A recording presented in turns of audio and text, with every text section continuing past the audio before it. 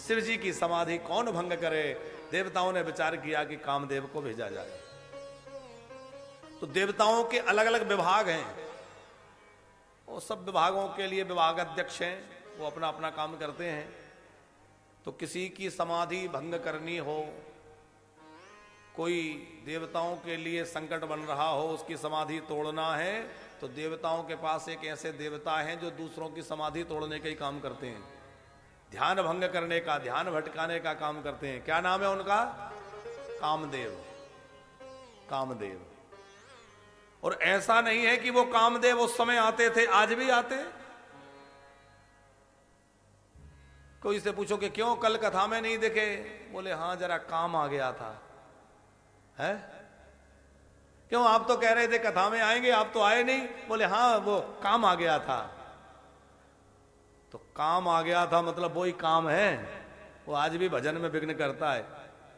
अच्छा, आपने एक बात गौर की होगी कि जैसे ही आप माला लेके बैठते हैं तो आपको दुनिया भर के काम याद आते हैं।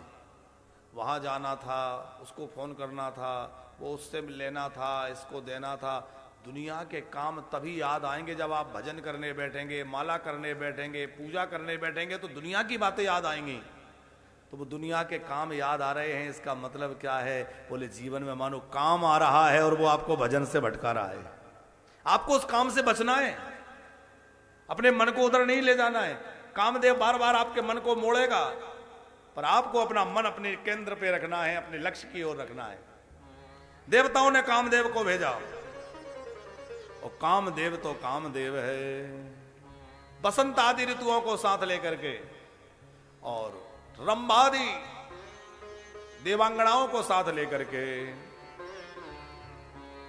भय काम बस जोगी सतापस पावरन की ओ कहे। बड़े बड़े योगी, बड़े बड़े महापुरुष भी कामदेव के प्रभाव में आ गए। काम ने ऐसा कौतुक किया वहां जाकर के, इतना प्रचंड अपना प्रभाव किया।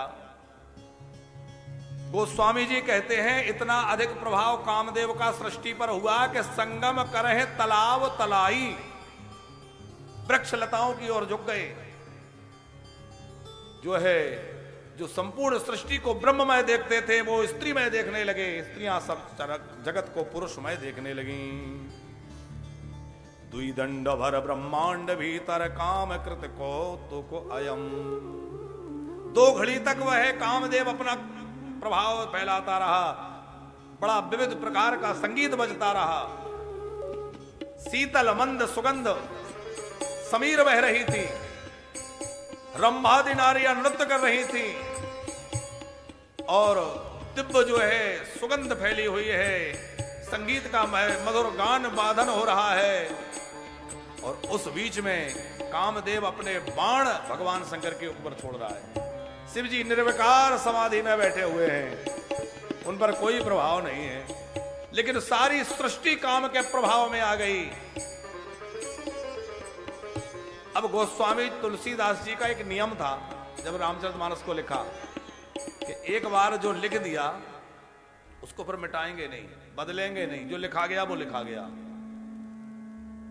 तो गोस्वामी तुलसीदास जी ने यहां एक सोरठा लिखा, धरी न काहो धीर सबके मन मन से जहरे। किसी को धैर्य नहीं रहा, सबका मन कामदेव ने हर लिया। फिर विचार आया कि क्या भगवत भक्तों के मन भी काम के वशीभूत हो गए होंगे? क्या भगवान के प्रियजन भगवत प्रेमी भजन करने वाले भक्त भी कामांध हो गए होंगे? तो ये शब्द तो गलत हो गया कि धरी न काहू धीर, कोई बचा ही नहीं। अब मिटाएं तो मिटाएं कैसे, बदले तो बदले कैसे? तो क्या किया? हनुमान जी का स्मरण किया। हनुमान जी ने तो ज्ञानी नाम अग्रगण्य में है, प्रकट हो गए, और आगे का सोरठा हनुमान जी ने पूरा किया। जे राखे रघुवीर ते उबरे ते काल महा। तुलसीदास जी ने क्या लिखा था? धरी न काहू धीर सबके मन मन सिज हरे। कामदेव ने सबके मन का हरण कर लिया और कोई नहीं बचा। लेकिन मन में लग रहा था कि कोई तो बचा होगा भाई, ऐसा कैसे हो सकता है कि सब पर काम का असर हो जाए, सब पर काम का प्रभाव हो जाए। हनुमान जी ने आकर के और तुलसीदास जी की बात को पूरा किया। जे राखे रघुवीर ते उबरे ते ही काल महा। बोले जिन्हें राम जी ने बचाया वो उस भयंकर काल में भी बचे रहे। और आज कलयुग का चाहे जितना प्रभाव हो जाए, चाहे जितना वातावरण दूषित हो जाए, पर आज भी जो रघुनाथ जी के चरणों में है वो कलयुग से बचे रहते हैं, आज भी वो दोषों से बचे रहते हैं।